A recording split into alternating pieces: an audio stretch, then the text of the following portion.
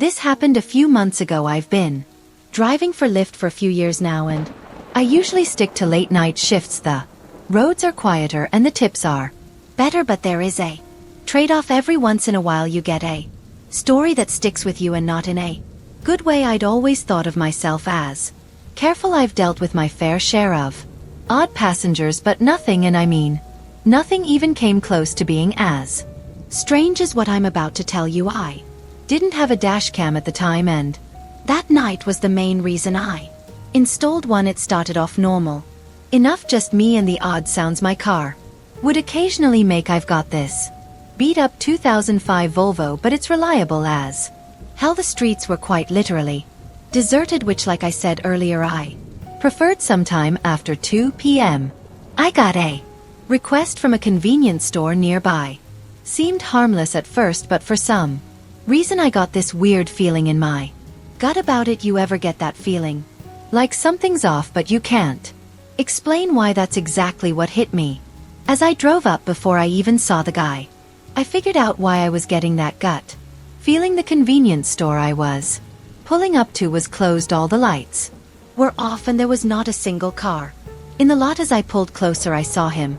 I made sure to drive pretty slowly so I could get a good look at him. He was pacing outside the store wearing this ratty hoodie that looked like it hadn't seen a washing machine in years. I'm not kidding about that. There was literally a hole in the sleeve. His movements were jerky, like he couldn't stand still, and he kept glancing over his shoulder like he thought someone was after him. If I had to guess, he was on something. I probably should have just cancelled the ride and driven away. I even hovered my finger over the cancel button, but I didn't. For whatever reason, I unlocked the doors and he slid into the back seat without a word. I regretted my decision the moment I took my foot off the brake. Most people either scroll on their phones or stare out the window, but not him. He just sat there staring at me through the rearview mirror, not blinking, not looking away, just staring directly at me. I tried not to stare back, but I couldn't help but catch his eye a couple of times. He looks kind of angry, which was also pretty unsettling. I tried to ignore him and turned on the radio to break the silence. I don't even remember which station I clicked on, but the moment the music started playing, he snapped at me to turn it off. His voice was deep and a little raspy, and I could tell he was a smoker. Right away, that kind of caught me off guard, and I dr the steering wheel a little bit. I resisted the urge to look at him in the mirror and just did as he said, gripping the wheel a little tighter. I didn't say anything, and we drove in silence for a while. I thought maybe he'd just sit there quietly until we got to his stop. That's what I was hoping for at least, but then he spoke. I remember the conversation like it was yesterday. He asked me if I ever picked up someone I shouldn't have. That question hit me like a brick. I let out this awkward laugh and said, well, I hope not. I was trying to keep it light, but he didn't react. He just leaned back and muttered something to himself that I couldn't hear. Then he started going on about how he used to be an Uber driver and he quit because some punks stole some stuff from his car. He was slurring his words a bit, so I couldn't make out everything he said, but I got the gist of the story for the most part. One looked in the mirror once or twice while he was telling me the story, and I realized he was smiling the whole time, which was incredibly unsettling. A normal person wouldn't smile talking about something like that. He concluded his story by saying, it's funny how much trust you put in someone sitting right behind you. That comment was what did it for me. I started thinking about him as more of a threat than just a crazy drug addict. Unfortunately, there wasn't much I could do about it. I felt my pulse speed up. I kept my eyes on the road, but my mind was spinning. I glanced at the GPS, focusing on the destination like it was some kind of lifeline, but the guy did not know when to stop talking. He kept babbling about nonsense, some of it concerning and some of it just gibberish. I honestly couldn't keep up. Eventually he started apologizing to someone, although I don't think it was me. He began insinuating that he had just done something awful and that he was a bad person. He kept saying I didn't mean it repeatedly, followed by a few frantic sorries. I didn't respond, worried that He'd do something if I didn't know what he'd done or what he was capable of. But I wasn't about to find out. We were only a few minutes from his stop when he snapped out of his muttering haze and yelled at me that I had missed the turn. I didn't miss it, the GPS clearly showed. We were on track, but I slammed on the brakes anyway, mostly out of fear. He demanded that I pull over, so that's what I did. My hands were shaking at that point. I just wanted the nightmare to be over. As soon as I shifted into park, headlights appeared behind us. It was a police car. I said a silent prayer and watched as it crept down the road, its spotlight briefly sweeping over my car. The guy in my back seat slouched down, like he was trying to stay out of sight. I turned my head and saw him lying almost perfectly flat on my back seat. With his eyes closed, I whipped my head back around before he saw me. Trying to keep my breathing steady, he stayed in that position for a really uncomfortable amount of time. I wanted to ask him to leave, but decided against it eventually. He lifted his head and told me I had gotten lucky before I had a chance to do anything. He opened my car door and disappeared. I ended up calling my shift short after that. I was shaken up and didn't feel like driving around anymore. It wasn't until a few weeks later that I came across something on my phone that proved how dangerous of a situation I had been in. According to a news article, a convenience store had been robbed on the night I picked up that passenger. It was 2 blocks from where I had picked that guy up. It makes me sick knowing I was inches away from a dangerous criminal who could have harmed me if he had chosen to. I'm a little scared to contact the police about this. I try to avoid law enforcement for various personal reasons I won't get into. I'm not really sure if my report would even help. Either way, I'm much more cautious about who I let in my car. I used to live in the city. The urban lifestyle is honestly what I always envisioned for myself. I'm not going to get into it, but after an extremely traumatic experience I couldn't bear even the smallest noises. I began to hate noise in general. My psychiatrist told me I had developed a rare case of phonophobia, so that pins and needles feeling you get when your foot falls asleep. It's kind of like that, but in my chest, always there, like my body was brack ring for something that wasn't coming.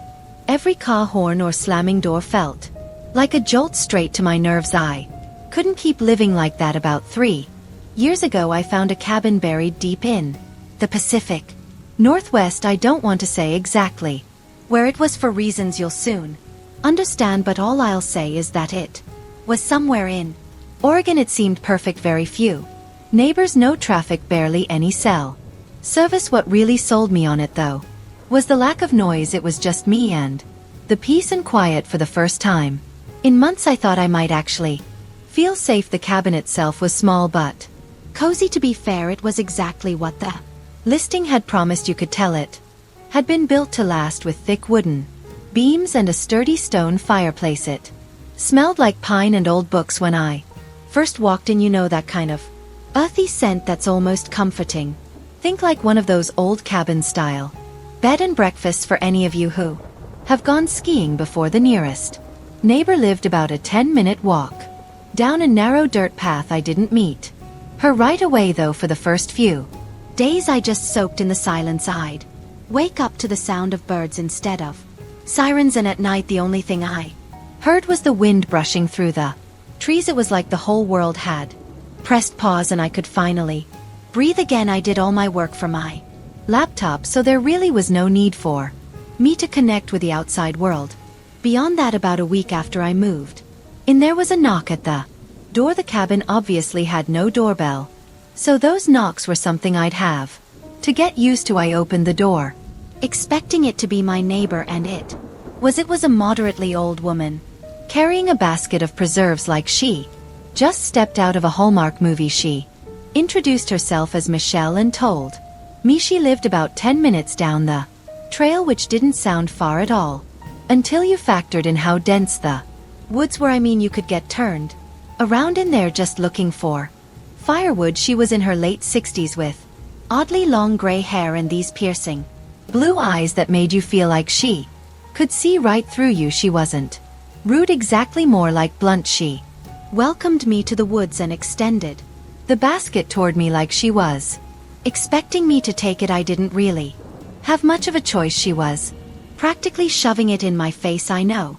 it sounds hospitable, but her vibe seemed a little off, if that makes any sense. I grabbed it impulsively, but I admit I had never been treated that way by a neighbor before. It wasn't anything crazy, but it wasn't something I was used to. I thanked her as I took the basket, and she looked at me like she was expecting me to say something else. I honestly didn't know what else to say, so I just smiled. She kept staring at me awkwardly, which confirmed my suspicion that this woman didn't interact with a lot of people. Eventually she spoke. She said these were her exact words, which I'll never forget. Always keep your lanterns full, your windows shut tight, and your wits sharper than your axe. It wasn't something a normal person would say to someone else. It was like she was reciting from a rule book. It honestly sounded more like a warning than advice. I nodded, smiled, and turned to go back inside. After shutting the door, I stood there in silence, waiting to hear her footsteps walk away. She didn't walk away for a good 45 seconds, which was probably the strangest part about the whole interaction. Despite the weird vibe, I did appreciate her kindness. She seemed reclusive but not unfriendly, the kind of person who'd help you if you asked, but wouldn't go out of her way to pry. I told myself it was nice to know someone was close by, even if I didn't plan on meeting her. I didn't even bother looking in the basket. I just set it down in the living room and forgot about it.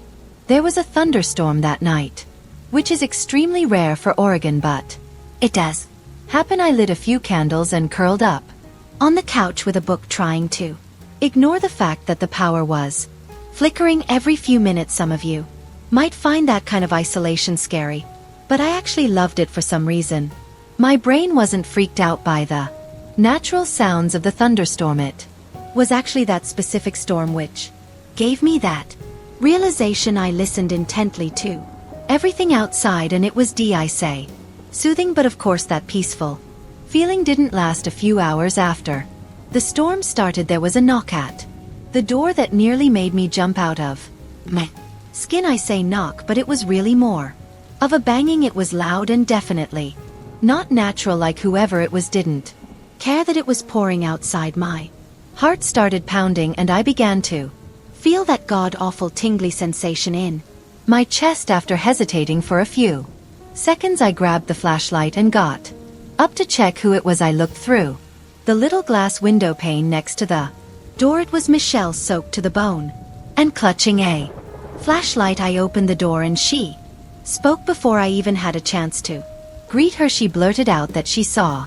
someone near my woodpile and that I should know about it. I was beyond confused, but her words were incredibly concerning, and that took precedence. I stepped out onto the porch, shining my flashlight into the rain, but I couldn't see anything but trees. I asked her if she was sure, and she nodded. Her eyes kept darting to the woods like she was expecting someone to emerge from it any second. The whole thing was pretty freaky. I kept looking around, but there wasn't much I could make out between the darkness and the chaos of the storm. Before I could say anything else, she told me to be careful and began walking away without waiting for a response. I watched her head back down the path toward her cabin, clearly unfazed by the pouring rain. I stood there until the glow of the flashlight disappeared out of sight, and then I went back inside. The literal second I shut the door, I realized her story was riddled with holes. How could she have seen someone near my woodpile if her house was 10 minutes away? She must have been on my property to begin with. Why the hell would she be snooping around my cabin during a thunderstorm? Was she lying? It didn't sit right with me, but marching over to her house in the middle of a thunderstorm was the last thing I was going to do. Still, I had to do something. I locked up the cabin as securely as I could and sat in my room listening. The storm started to die down after a while, but I still felt pretty uneasy. A few more hours passed without incident, so I decided that it was probably safe to go to sleep. I can't remember exactly what time it was, but sometime after midnight I woke up to the sound of a branch snapping just outside my bedroom window. I'm a really light sleeper, so I was 100% positive it was a branch snapping, and not something else. I froze in place for a few tense seconds listening. Eventually I crept to the window half, hoping I wouldn't see anything at first. I didn't, but then I spotted her, Michelle. She was standing at the edge of the woods, her body angled away from my house. I could tell it was her because her hair was so long and disheveled. I strained to make out more, but being as there was only moonlight to help me see, it was no use. I saw her beginning to turn around, so I ducked beneath the window before she could catch me looking at her. I stayed crouched there for what felt like forever, and I finally mustered the courage to peek again. She was gone. I genuinely didn't know what to do. I hadn't exactly pegged her as dangerous, just weird, but at that point I was having second thoughts. It didn't make sense. Why would she try and warn me earlier if she was the one poking around? I didn't sleep for hours. I was pretty dead set on just staying up until sunrise. A few hours passed and I was starting to get tired as I finally began letting my guard down. There was a knock at the door. It wasn't like the banging from earlier. It was actually kind of quiet. Still, I wasn't going to get up under any circumstances. The pins and needles started up again as I quietly made my way over to the door. I took an inconspicuous glance through the pane and frozen horror. It wasn't Michelle. It was a burly looking bald guy with a thick beard. I had to fight every bone in my body not to yell out in fear. The situation instantly went from a 6 to a 10. As quietly as I could, I retreated to my bathroom, locked the door, and called the police. As I was on the phone with them, I started to hear banging on the front door, like someone was repeatedly smashing it with a heavy object. The operator told me help was on the way and instructed me not to hang up. I sat there, more terrified than I'd ever been in my entire life. Eventually the front door gave way and I heard it crash open. I genuinely thought I was going to die. That man, whoever he was, started smashing things in my cabin. At least that's what it sounded like. All I could hear was the sound of glass breaking and wood splintering. I didn't dare make a sound.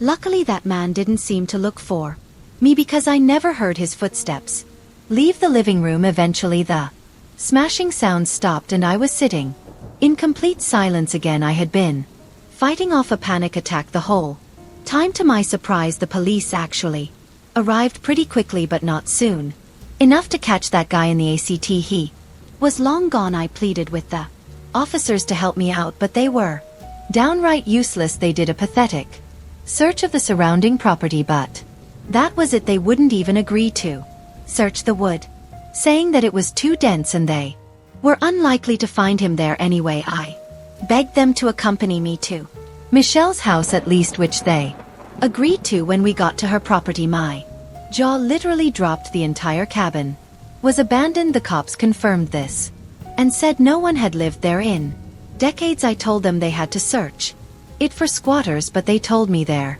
was no reason for them to do that. They tried to tell me that there was no clear signs of habitation, so it would be a waste of time. I damn nearly lost my mind when I heard them say that. I tried to argue, but they more or less told me that living in the woods was a risk I was taking and was not their problem. They left after that, which infuriated me. I obviously moved out of that cabin, but not before spending one more night there. It was awful, but I made it through without anything happening. Things have been good for me since then, but I still constantly think about this experience.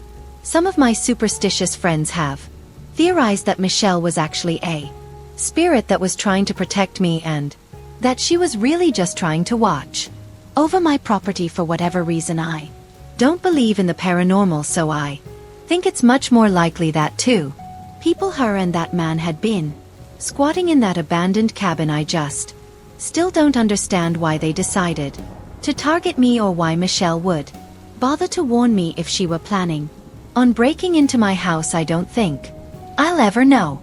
Music.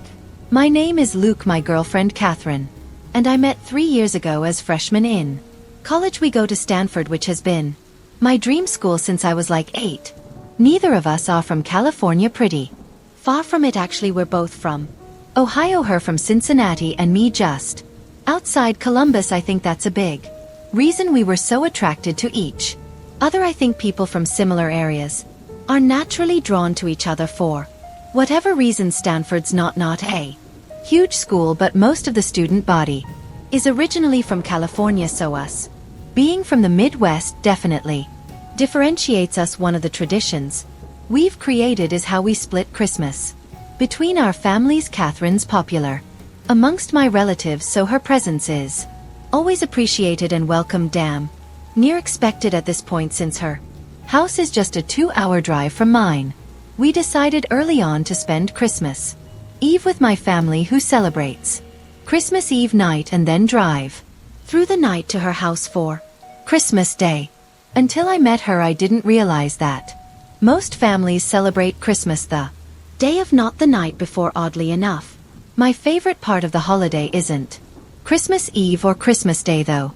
It's that late night drive. It's become its own little tradition, something we both look forward to every year. The first time we did it still remains one of my favorite memories with her because of where I live. The quickest route from my house to hers doesn't take us on a major highway. Most of the route is quiet back roads, just fields, trees, and the occasional distant farmhouse. It's always really late at night when we do it, so in combination with the secluded route, we rarely encounter any other cars. It feels like the world is asleep and we have it all to ourselves. Don't laugh, but we always blast Juice WRLD during the drive. His music has been a shared obsession since we met. I know his music is a little cringy, but something about singing the lyrics together is really special. It's like we're in sin. This past Christmas Eve started like any other.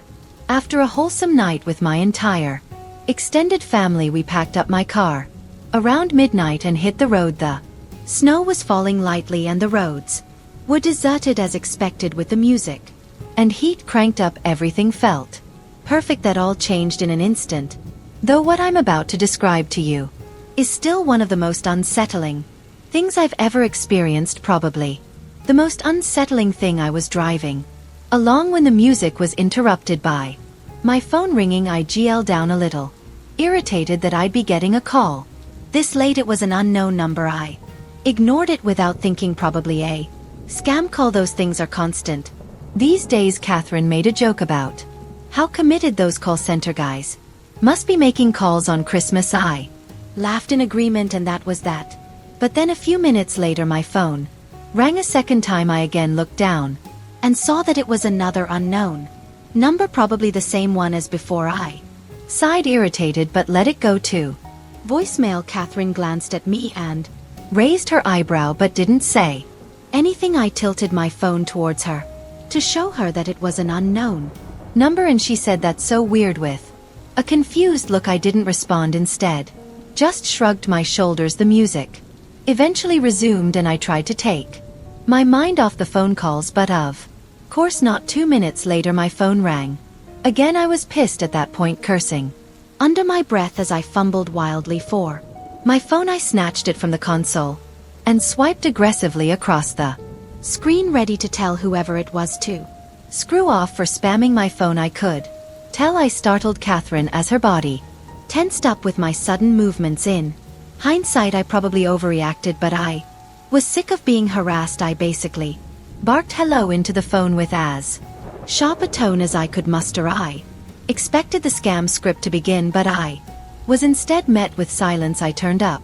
the volume in my car and immediately picked up on a faint static coming from the other side of the line. I was about to hang up when a man's voice spoke. The voice didn't belong to anyone I knew.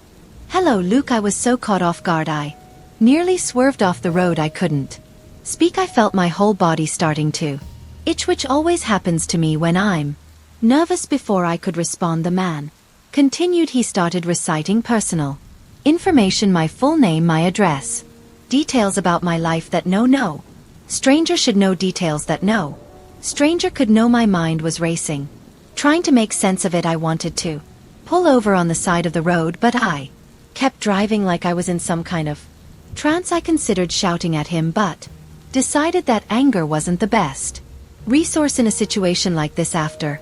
He paused for a few tense moments. I finally spoke. I asked him what he wanted.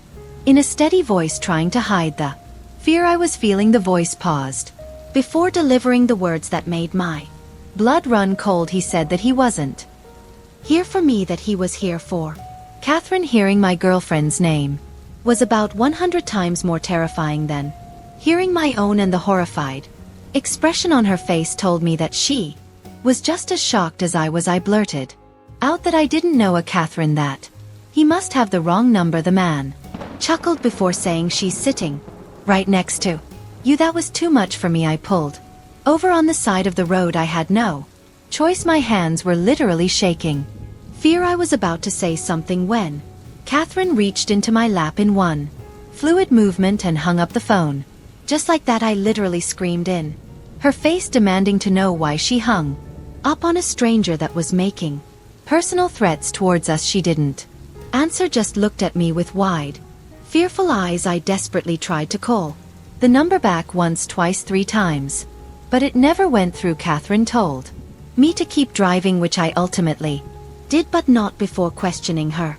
She told me she was scared and that I couldn't blame her for hanging up, which I guess was fair. I drove off in silence, but I still couldn't understand why she'd hang up the phone. I don't know whether I was more furious or afraid. Part of me was expecting that number to call back, but after about 10 minutes I felt like it was increasingly unlikely. At one point I looked over at Catherine and saw tears in her eyes. She told me she didn't feel safe, which I empathized with. Something in the pit of my stomach noted at me, though Catherine and I had been through enough in our relationship to know that trust didn't always come easily. There had been little things, white lies, half-truths, moments where I caught her being less than honest. I knew I was being paranoid, though how could she possibly have done anything to do with this? The rest of the drive was silent. I didn't play the music again, and neither of us spoke. My mind was still spinning with a million unanswered questions. Who the hell was that guy? How did he know so much about me?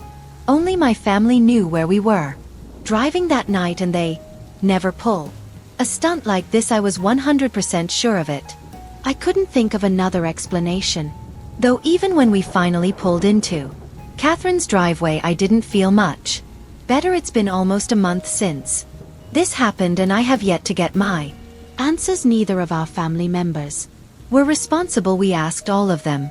Catherine swears she's just as clueless as I am, which leads me to believe the person on the other end of the phone call had sinister intentions. You might think I'm overreacting to a harmless prank, but I'm telling you, other than our family members, there are no people on earth who knew Catherine and I would be driving that night. I've been really tense ever since. I can't help but brace myself every time my phone rings. I know he's going to call me again eventually.